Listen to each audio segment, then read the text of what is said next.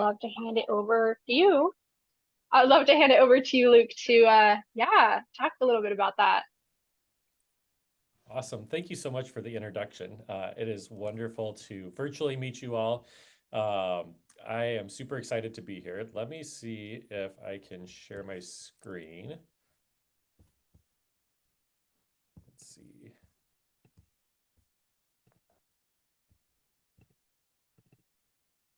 All right, can you all see that? Yes. Perfect. And now if I do this, let me double check. Is it full screen for you? There we go. Yep. Perfect. All right, there we go. Hey Luke, can I just ask of something? Could you Yes, speak up a little? I think it's sounding a little quiet on my side, so I just want to make sure everyone can hear you clearly. absolutely. Is that any better? Yes, that's great. Awesome. All right. So I'm super excited to be here. I'm going to share a little bit of a story as we get started, and then we'll transition into some information. I'll try not to be too dry and boring on the research side of things, but I'll try to give you at least some insights on that front and give you a few stories along the way, and then maybe a couple of takeaways into just practical application into your own personal life and maybe even into your work. Little over 5 years ago, the pictures you see here are my younger brother. Both him and myself grew up in Central Washington, very rural community. My brother was a sports superstar in high school. He was on his way to taking his team to state basketball when his appendix ruptured. My brother was, to give context, one of the popular kids. He was the one that everyone wanted to hang out with and spend time with. And my brother ended up in bed for 5 weeks. And this was before COVID. It was before anyone was even talking about loneliness or social isolation. My brother ends up in bed for 5 weeks. And as he's sitting there sick, this kid who was the most healthy, the most popular, the most socially connected, all of a sudden didn't get one single connection across 5 weeks. He didn't get a phone call, a text message, an Instagram message, anyone reaching out to him from his peer circle, just saying hi, checking in, seeing how he was doing. And for 5 weeks, my brother went from socially isolated to lonely to anxiety and depression and eventually suicidal ideation. Now, my brother's doing well now. He just graduated college. He's actually a teacher over in the Woodinville area. But during that time, my mom, as any good mom would do, got pretty frustrated and said, how long would it take for one of your friends to send a message that says, I care about you or you matter to me? She went out to her phone and typed out, I care about you. And it took her roughly 7 seconds. It birthed this idea that we live in this world that is more connected than ever. We can have these calls all across the state. We can pick up our phones and talk to anyone anywhere across the world at any given time. And yet we're more disconnected than ever. And my mom birthed this movement that basically says loneliness doesn't have to be the status quo. Started an organization called Only 7 Seconds based off of this premise. And our entire purpose and meaning is to address the loneliness epidemic through meaningful, intentional connections. And I'm going to share a little bit about what is loneliness, why does it matter, but I want to start by really highlighting the fact that what we focus on, and there's a lot of elements to loneliness and demographics that it touches, loneliness is an extreme epidemic for youth and young adults today. The Surgeon General in May of last year published a loneliness epidemic advisory. There were a lot of elements to that, but when you dive into the research, you dive into the studies, the demographic that has the highest rates of loneliness is actually not aging populations like was presupposed, and that maybe is what you might initially think about, but the highest rates of loneliness actually sits with those ages 24 and younger. The other thing that couples with this is when we experience prolonged loneliness, it decreases your life expectancy by 15 years. I'll let you sit with that for a second, and I'll come back to some more of the stats and information around this. But I like to transition here for a moment to elevate above just talking about loneliness, because oftentimes we all have our own understandings of what loneliness may be. It's likely that every single one of you on this call has experienced loneliness at some point in time in your life. And some people experience it much more acutely than others. And so I want to kind of explain where loneliness sits within the health space, I like to really talk about loneliness under the umbrella of social health. What I mean by that is it's not a subset of mental health. A lot of the leading science around this work today really posits that there's three different primary elements of health. Now, there are a lot of other things that you can talk about and bring up. I'm happy to dive into this if any of you are specifically interested. You can talk about emotional health, you can talk about spiritual health, you can talk about a lot of other elements of health. But a lot of the primary sciences around health today posit that there is physical health, which we are all very familiar with. We have very set standards of saying this is how much water you should drink, this is how much sleep you should get, this is the food pyramid, this is the type of food you should eat. We know calories and intakes. Mental health, which has become much more prominent over the last decade or two, that we have a much more deep understanding of what it is and things we can do to support it. And what I will say, touching on both of those things, is it is a spectrum, right? It's not just like I have good mental health and I check a box and then that's it and we're good. You can have really strong mental health, really poor mental health, or somewhere in between. And that's true for physical health as well. And the same thing is true for social health. And the reason that much of the leading science and the reason that I like to talk about social health as its own independent category is we know that good relationship with others, connection, and the antithesis of that, loneliness, has a direct and profound impact on your overall health and well-being. It isn't just a subset of another health category. Rather, we should be prioritizing relationship with others on the same level that we think about physical or mental health. And this is proven out through a lot of different sciences, and I'll share a little bit of that here in a moment. And the reason that this intersects with loneliness is that poor social health, the most extreme poor social health, is loneliness. I oftentimes give a lot of my talks to youth and young adults. I give a lot of presentations in school districts. And I talk about what happens if you invest a lot of your time and energy into only one aspect of your health. For instance, if we go to the gym and we only work out our upper body, but we don't work out our legs, what happens? And my favorite answer I've ever gotten on that question was a sixth grader who said, you end up looking like a Dorito. And his point was, you end up being very out of balance. You can't only focus on one part of your overall health. If you choose to only focus on your mental health and physical health, but you do not have good quality relationships with others, your overall well-being will suffer. If you choose to only work on your social health and relationship with others, but you don't take care of your body, your overall health suffers. Each of these things is deeply intertwined. And if you are unbalanced, you will end up in a very unhealthy state. Opposite of that, if you have a good balance between focusing on all of these three things, we know that your overall well-being increases. And I'll share in a moment how some of these things intersect in a deeper way and what some of the studies and sciences show. Just for a brief moment, though, I'll circle back to this loneliness conversation because I think it's really important to destigmatize it and recognize what it actually feels like. I'm not going to give a dictionary definition. Any one of you can do a Google search on a definition of loneliness. There's a lot of different elements to loneliness. But for the sake of today, I'd just like to highlight what loneliness can feel like because it's more often than not it's difficult to identify your own loneliness unless you know some of the symptoms that may be associated.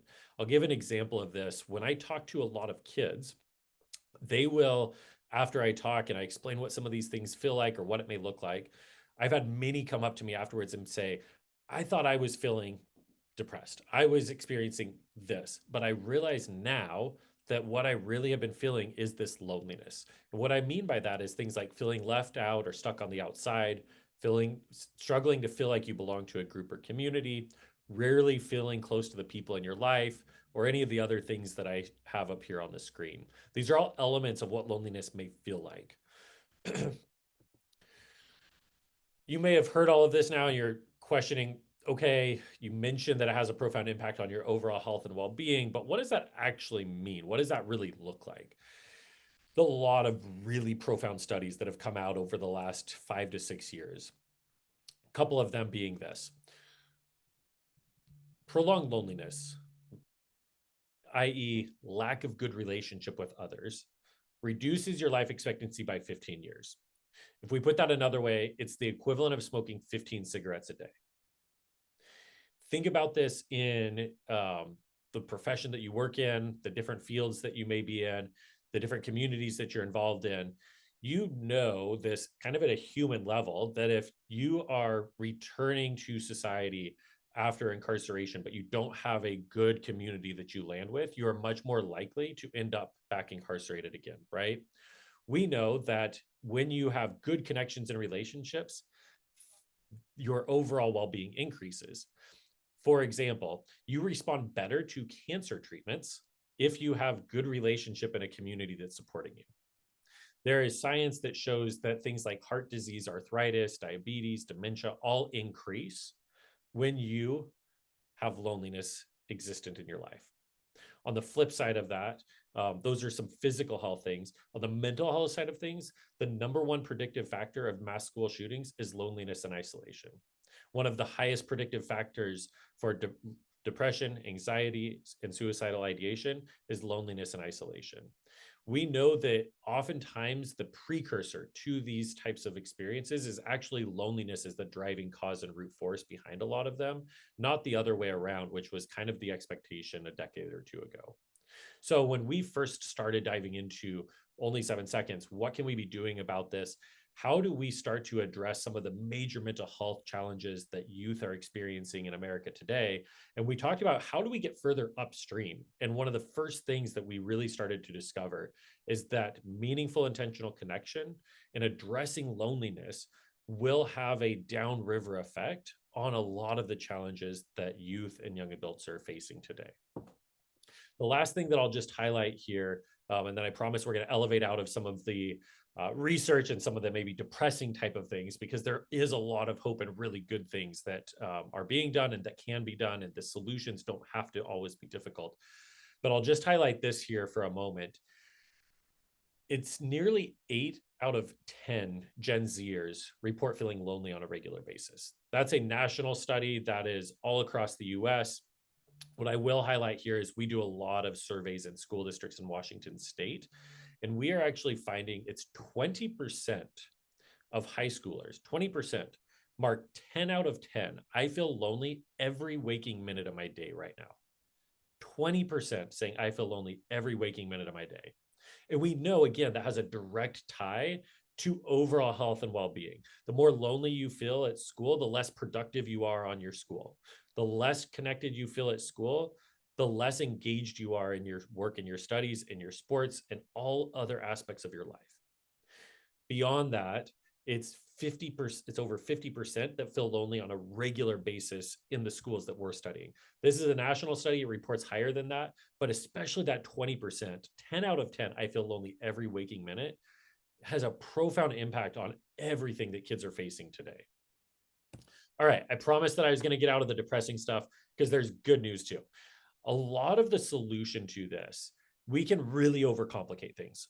We've spent a lot of time in research. We've done a lot of work in studies and evidence-informed practices.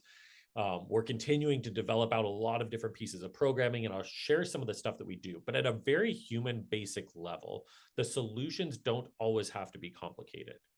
You see, the reality is that every single one of us, at least on this call, has the ability to have some level of influence on the loneliness epidemic that kids are facing today. As an organization, we believe that very small interactions can start to be the change that happens in people's lives. Sometimes those small interactions are as simple as a 7-second text message. Other times they're sticky notes that are spread across schools. Other times they're speaking engagements. Other times they're getting involved in community campaigns and events and activities. Sometimes it's reading a resource or engaging in a video or a social media activity that we have. But at a very human level, each of us has the ability to influence others. Let me give an example of that. I'm going to jump ahead of my slides just for a moment here.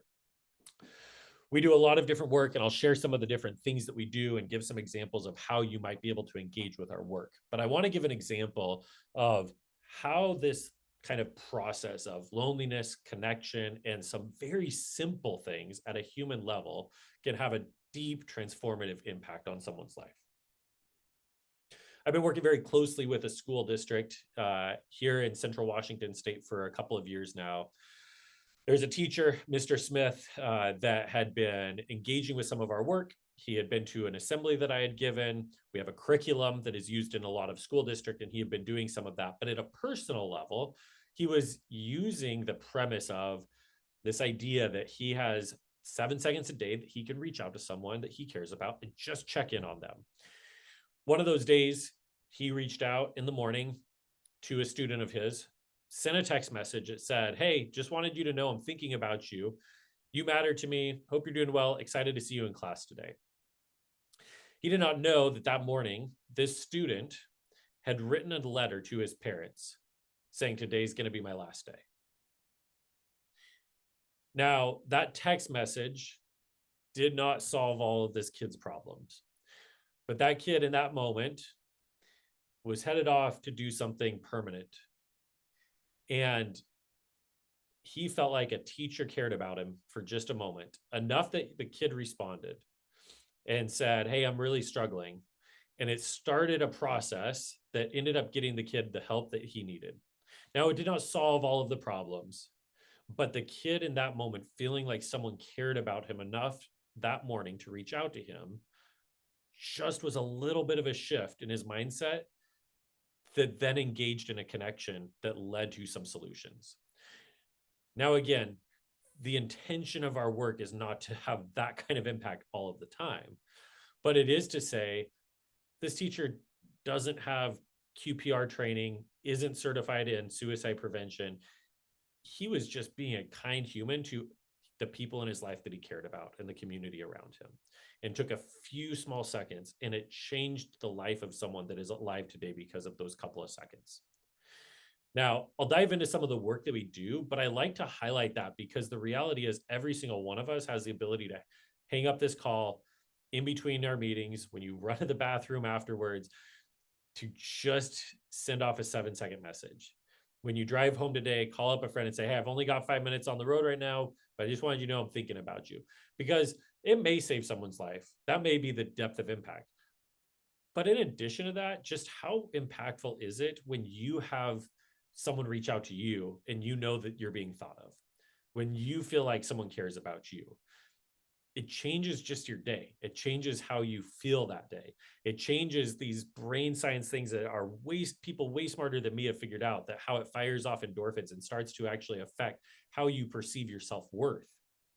See, very small little interactions like that can have a huge impact on the rest of the world.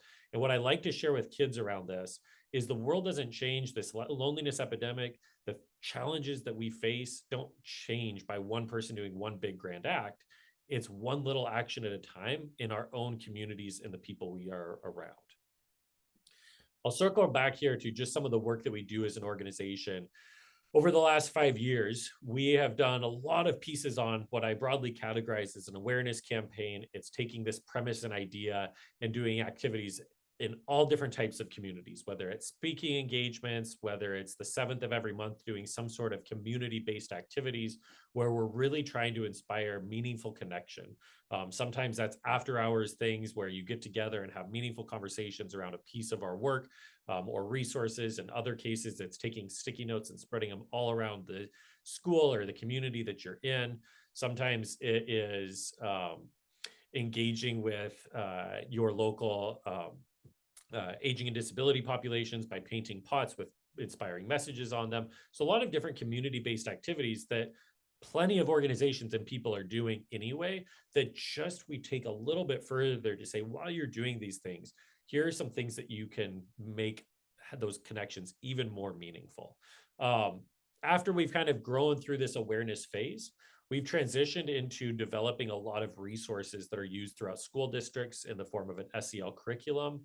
And then as we transition over the next year, we will be deploying school-based clubs and individual engagement for youth. We've done a lot of advocacy work alongside youth throughout the government around the loneliness epidemic. Even more so, we will be providing some programming that is direct to youth. Think of micro interventions through SMS messaging, micro communities that exist for youth and young adults to have meaningful connections and conversations deeper relationships with each other and the people in their communities. I'm going to jump into just kind of wrapping here as we get close to the 20-minute mark. I am happy to share a lot more detail of like how we do what we do. You can check out our website. We're in a big overhaul phase of what some of the things look like. There's a lot of resources on our website, from guides for parents or those supporting youth and young adults that may be lonely, to a lot of videos, podcasts, resources around loneliness and connection that all can help support that in your communities. There's a lot of specific ways that youth and young adults can engage with our work. If you serve youth in communities right now, there are a lot of ways that we can partner. We would love to be able to partner with any organization that are working with you to be able to distribute some of our resources and be able to implement some of our programming in your spaces. The last thing I'm just going to land with here is, again, this idea that if you leave today with nothing else other than, hey, this was really cool, know that you guys have some resources. That's great. The reality is every single one of you has 86,400 seconds in a day. The reality is 7 seconds can at least have an impact on someone in your life.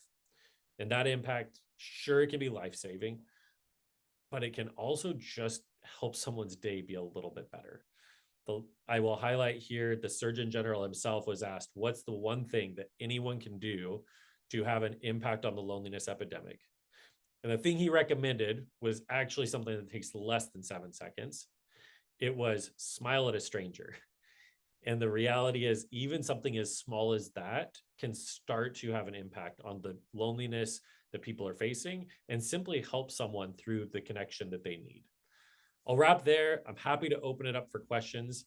And if you would like more in-depth information about any of this type of stuff, happy to follow up individually as well.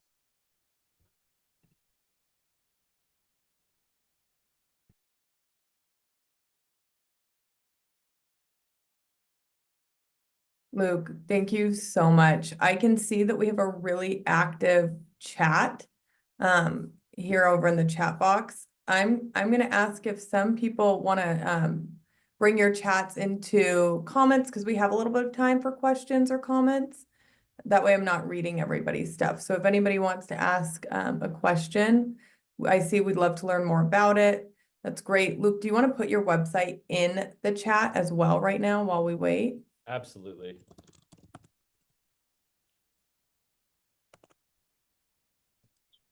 I have a question. I don't know if anyone else had, I think I see some hands, so I'll put mine in the chat and then I can verbally do it after. No, Mia, go ahead. You've got the floor. You just go for it. Okay. Okay. Yeah, I was just wondering, so I don't know, do you guys have like any, I don't know if resources is the right word, but like do you do like I don't know, do you work with like neurodivergent youth and young adults? Because I know like as a neurodivergent person myself, like that connection can look like that, the ways that we feel connected can look and be a lot different. So I guess I'm wondering about that. And then I also have another question, but I'll let you answer that one first. Yeah, absolutely. No, thank you for that. It's a great question. So where we are today with the development of our resources and programming is we stay very, very broad as it sits today. And what I mean by that is we try to make our stuff as diverse and accessible as possible to any population.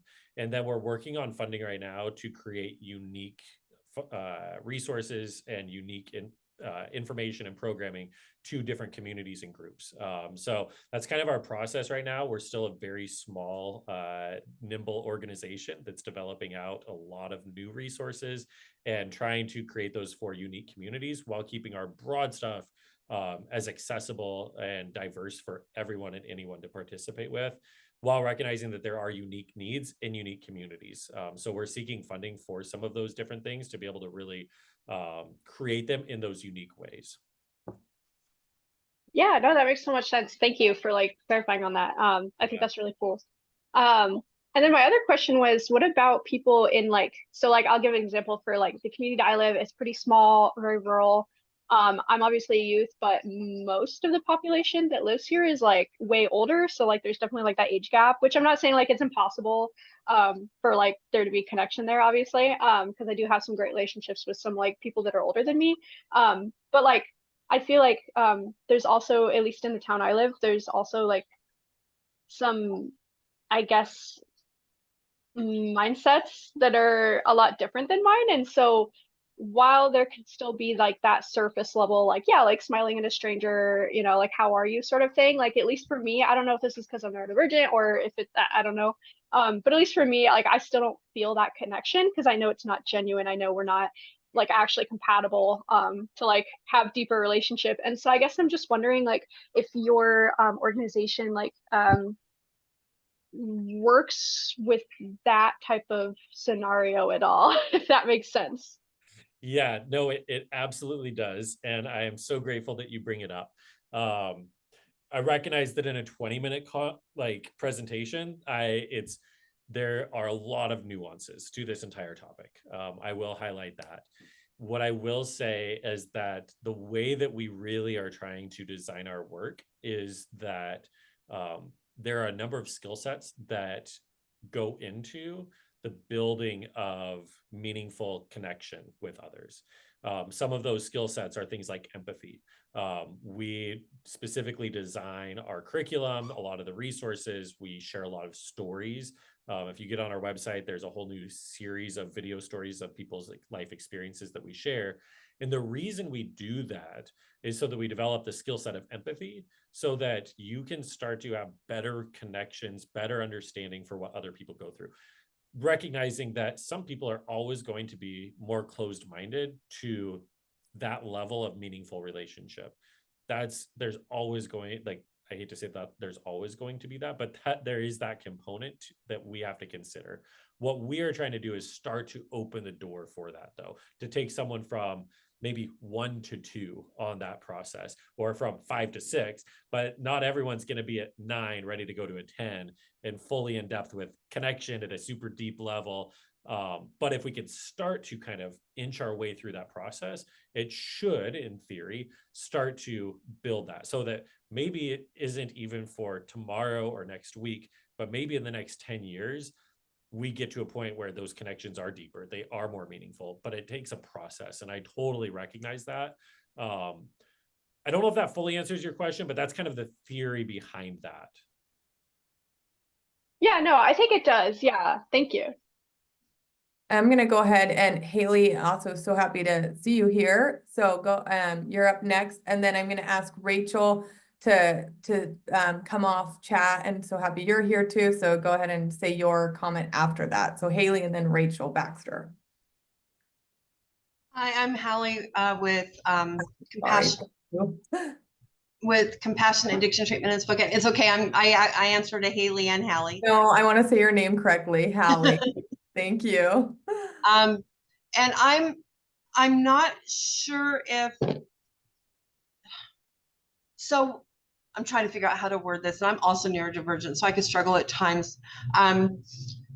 So we welcome anybody experiencing homelessness to walk in, and we, on a consistent basis, have people age 18 to 24 walk in our doors because we welcome anybody in to use our restroom, have a cup of coffee, just take a rest.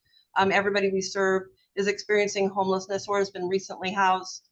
And I'm formerly homeless. I was homeless as a teenager, so this topic hits near to my heart because I recall how lonely, isolated, and honestly just afraid all the time I was.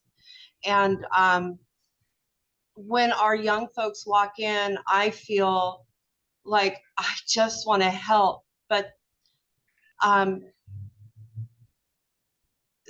they are so much harder to connect with. Like, they just almost skitter in, use the restroom, get a cup of coffee, and run. And so wondering if you might have materials or recommendations on ways we might be able to get our younger folks to engage so that we can we're all about building relationships. That's literally what our nonprofit is based on. And how how to engage and build relationships so that we can hopefully come to a place of trust so we can help navigate them out of this environment and situation as quickly as possible. Because I worry so much for their safety and well-being. We're in the heart of the fentanyl crisis in our location. And so that's where I'm at. We have, just to give some context, we have certified, our entire team is a team of lived experience with homelessness and substance use. And we have certified peer counselors. Most of our certified peer counselors are in their late 20s to mid 30s, so older than our youth that are coming in. But we hold meetings for free with folks that aren't engaged in our services, just to help build community connection. I'm wondering if there might be something in there, a way, I don't know, something where we can like really pull our younger folks in. And with, honestly, we have a selfish goal, and that's to navigate them out of here. Yeah, they aren't safe in our space.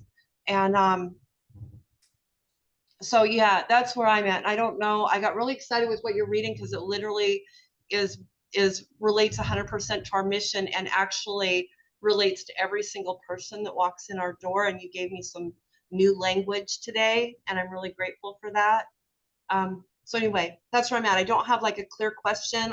I'm just feeling some hope, and maybe you've got something to throw at me. I absolutely do. Thank you for sharing some of your own experience too. I will just say thank you for your work, and our what I talk about and the way that our broad stuff is presented is not niche to any one group, and there's a reason for that. And recognizing that even in your own organization, how meaningful connection and relationship needs to happen may look very different than everyone else on this call. So kind of two approaches to our work, and maybe some solution in here for you. There's a lot of public resources on our website. Feel free to use any and everything. Second piece is, if there are things that would make sense where you're like, man, I'm really interested in this subject matter, I think that there's some things here that I'd love to explore on how we could use this, reach out to us, because we're all about helping take some of the stuff that we have and co-designing it in a way that works for your community. What we don't try to do is create something without the end users involved. And so I think part of that is involving the community that you're with to say, what should it look like for you? Because what it looks like for your community and the people you serve may look very different than the community that I'm familiar with. So we try to design things in a way that are just broadly usable. And then in specific areas, if it's something where a community or a program wants to be able to really dive into this subject matter and tailor something to their group, we are happy and would love to work alongside you. It looks very different working with a urban school district than it does a rural boys and girls club.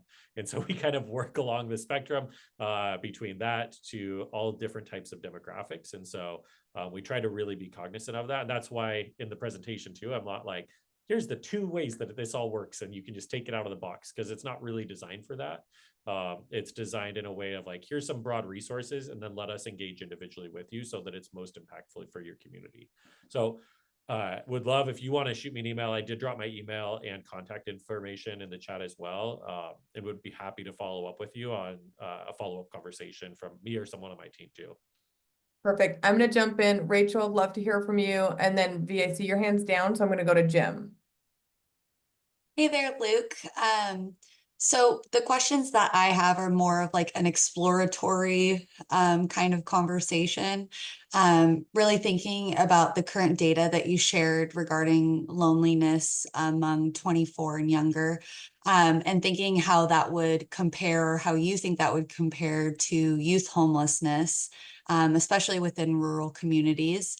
And also, I know you kind of touched on this earlier with another question, but for young people that have or feel like they've been abandoned by state systems, and so not just feeling lonely from their peers, but maybe also disconnected and lonely from their community or from the organizations that should be helping them. So just curious of your thoughts on this.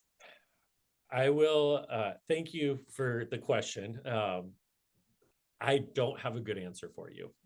I wish that I did. I'm not by no means an expert in homelessness, abandonment by the state.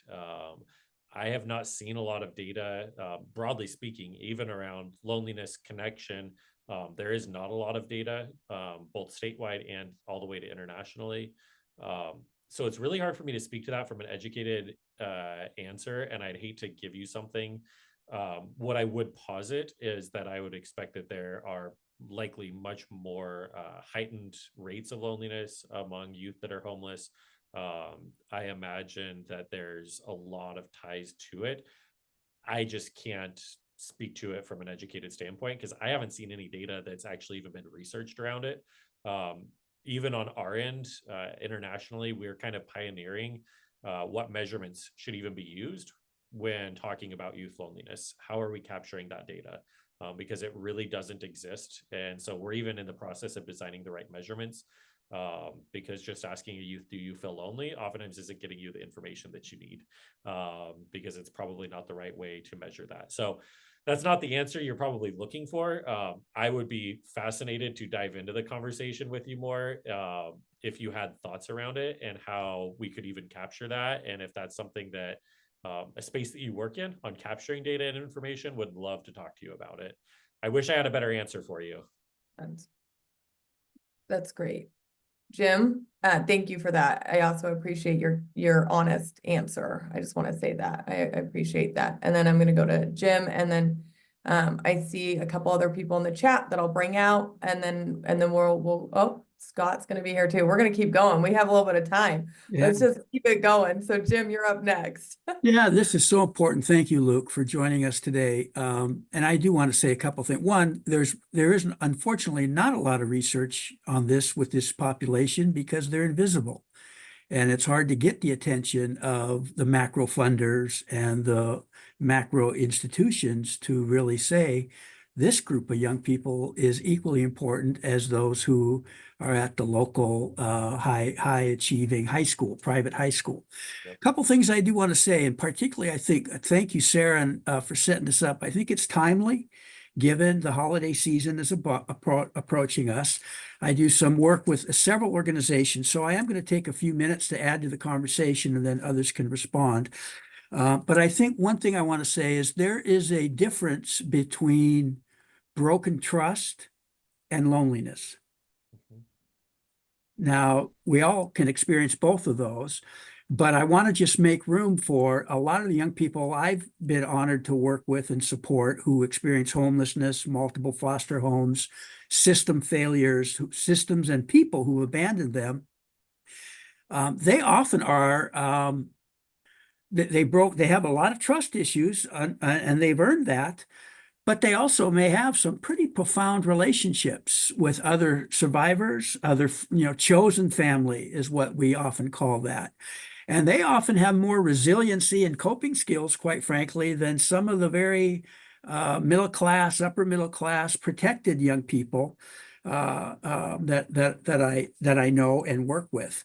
But again, I often say policies don't change lives, programs don't change lives. Relationships change lives. And it is those policies and programs that allow that creation. So I also think, to the question of how do you engage them more, I think it's really a couple things I've learned is one, be patient, be kind, be empathic, see them and what they're dealing, acknowledge what they're dealing with. I often will say, wow, it's, of course you're pissed off and frustrated. Look at all you're dealing with. So to also acknowledge that. The one thing we ought not to do, which I see a lot of us do-gooders do a lot, is overcommit or overjoin too quickly. Like that, to me, that's what I've learned from young people is, how the heck are you going to say you really care about me when you've known me for 5 minutes? Or even 5 minutes over 3 episodes that I dropped in. Real quickly, I'll just say one of the situations I'm supporting a transitional program on now is a young man who we finally got to accept a bed. He's been on the streets for many years. I've known him since he was 15 or 16, and he's gone in and out of shelters. And now he's in his early 20s. But he would not change his clothes, and he would not sleep in the bed. And it's been about almost 5 or 6 weeks now. And so they were like, well, should we kick him out? Should we do what should we? It's like, let's understand what this is about. And that's what that was. That to me is how you engage and how you build that trust. And he was really clear when asked the direct questions. One, I don't want to sleep in the bed because I don't want to get soft because I have broken, these are my paraphrasing, but I've had broken trust and these guys are going to kick me out pretty soon anyway. So I don't want to get soft and used to a bed when I might be back out on the streets. And the other, which is so easy to respect and give support to, is he also felt some survivor's guilt about being inside when he knew there were other young people that he cared about that were still outside. And so to me, that's the pathway of really taking the time to understand it. But these are good folks in this transition home. They're not making money. They're not there because they want to kick young people out, but they didn't know what to do in this situation. And I think as adults, often our first sort of go-to is to sort of make this different rather than what if he sleeps on the floor, right? Like, let's take our time to understand what that's about. So I'll hold it there because I could go on forever, but I really love this. And I just think it's so timely given all of us are feeling our own loneliness, our own ghosts are coming up during this time of year, and serving those who have active ghosts, are still in survival mode. That's an emotional challenge for everyone. Thank you, Sarah. Thanks, Jim. Patty, I saw you. I'm recording this, so I don't want to be in the chat box. So maybe V or MJ or Mariana, you can kind of monitor that. But Patty, if you want to come off and have a conversation, and then we'll go to Scott. Sure. Thank you. Scott was before me. Are you sure you don't want to let Scott go first? Oh, you too. It's up between. I'm going to let you two decide this one. I'll be quick. Mine isn't very Okay, long. go. I was just hearing folks share about how there isn't much data on loneliness. It is one of the 12 grand challenges for social work. So there is some research coming out. I threw in just the link to the grand challenges for social work and social isolation. But if people are looking for either research, data, metrics, let me know. I'm happy to help out. I still have access to all of USC's databases for the next few months, next few weeks. So if anybody does want to go through that, there is some really cool data that is actually coming out on that. That's pretty current. So. Ooh, I'm going to also ask that if you think it's relevant, send it over to us too, because I can post any of it on our website and the blogs and kind of tie it to the subject. So just send me whatever you have you think we need. I'll pull up some stuff, yeah, and get it over to you. Yeah, sounds good. Thanks, Scott. All right, Patty, you're up. Nice, Scott. That was a great segue because what we did and what I put in chat is one of the things we've done is tried to collect data on a lot of this stuff that we're talking about. And we chose to use some of the World Health Organization data. Was some pretty good presentations. I can't remember the gentleman's name that came and did a couple of presentations a couple of years back, right at the end of the pandemic. Seems like that's weird to say. Anyway, sorry. And there's 4 key questions that they ask. And what's nice is that we have worldwide data to compare it to. So we aren't just looking at King County or Washington or even locally in the United States, right? We're looking at that data long term. And I put those 4 questions at the end of all of our surveys. And our surveys are kind of key. We pay people for data collection, whether they're volunteering or they're in services or whatever. We will give them a gift card. And in the case like where you've got people walking in, we'll have gift cards on hand, but we also do electronic gift cards once a month, just depending on how much of a relationship we've built with them. So there's much more money in the once a month gift cards. And so they can, and again, it's data collection, but when they're here, we really try to engage with people from, it was very similar to what Jim was saying, you don't want to go too fast, but I certainly need help. I certainly am not beyond trusting somebody to come into my office and help me with things, or if I'm the only one here, that's what we do. But all of our team are sort of intentionally have some things where they can even have it written out or task where people can come in and be a part of the program. That feels, and I think that's very similar. the person that was speaking about her program in Spokane, it sounds like we're really similar, right? We just kind of open our doors, and we also have referrals, and we have people who've been here a long time, but really being able to engage people in the work that we do as part of a community is very intentional. And that's got all its nuances to it in its own, right, to really be able to make them feel that way. And you're not just trying to hold them captive or anything, but I just really, a few minutes of talking to them, I think most of us can do that and find like something that we've got going on. And so we've just done a lot of training around it, so that it becomes really natural. But that's kind of some of the things we did that I put in chat. I can also I'm happy to share our kind of mid-range survey that we use. It has like, were you affected by, any of these wellness topics affect you today? And we don't ask a lot of invasive questions. There's no big essay. It's, basically their name. And I think it's 6 questions altogether, including those 4 World Health Organization ones. And that we put on every survey for anything we do. And that way we can collect that data over time. So, and I'm happy to look at other stuff. I'm excited to see maybe what you've got, Scott, but it was just kind of, we had to have a place to start that we could have something to compare it to. So if anybody has any questions, just let me know. I put my email in chat as well. And Thanks. Patty, I just want to point out, there's chat conversations going on as well. So once Okay, I'll check it.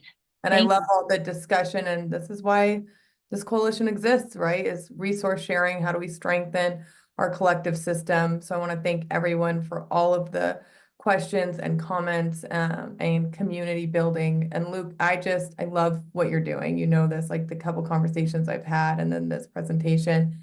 I think it's, like Jim said, very timely.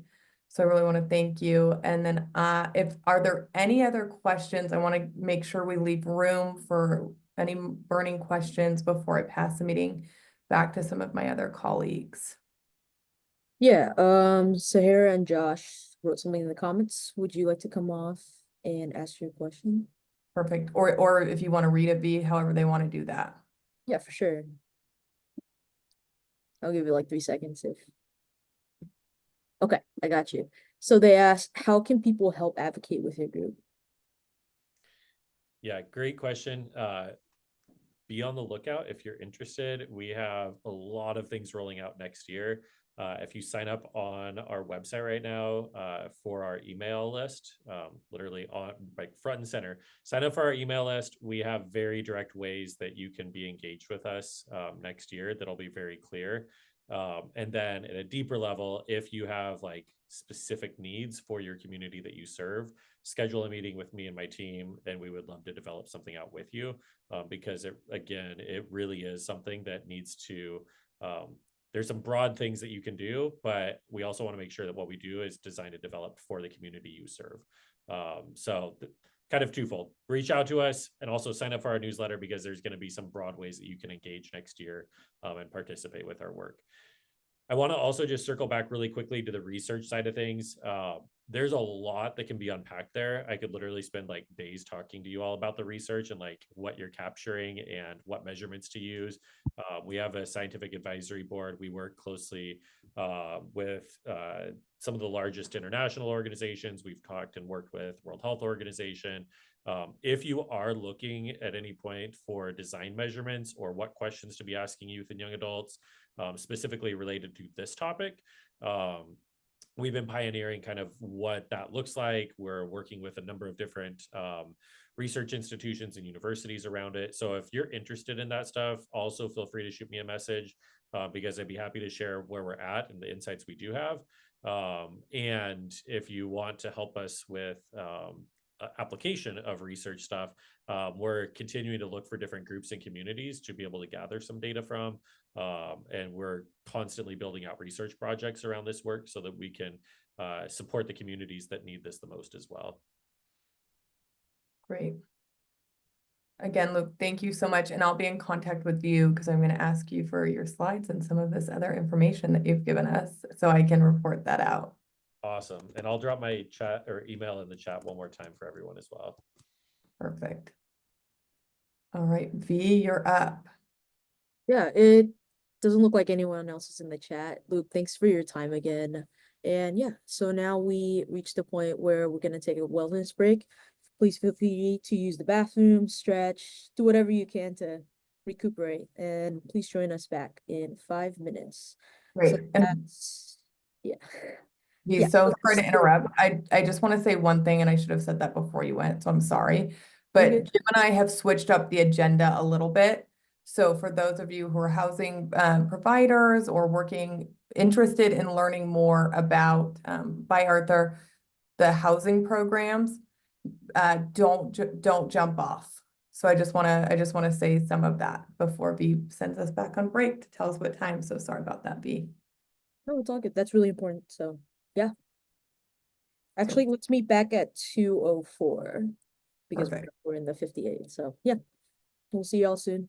Okay, just in time for the break. That's awesome. Can use it. Yeah. Yeah. See you soon.